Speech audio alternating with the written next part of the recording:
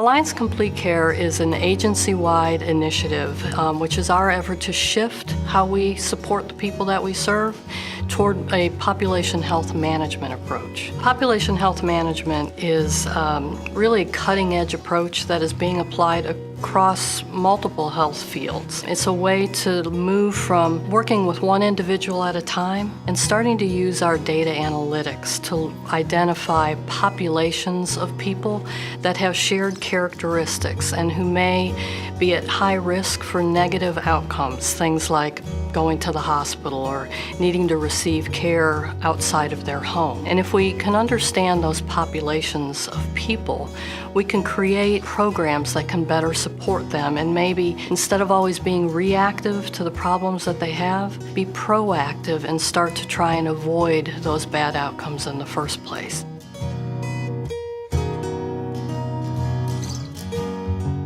So we've tried to do a few pilots of trying to find ways that we can support people to live independently in their own homes. People that I think historically have been told that they could never do that. We've just implemented a pilot.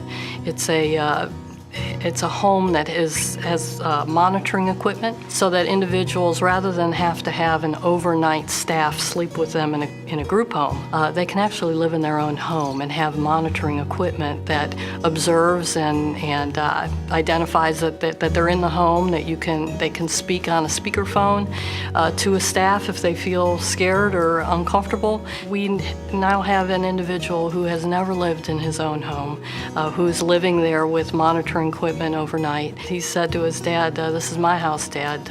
You need to go now." And those are the kinds of things I think that make us a bit emotional to give people that chance.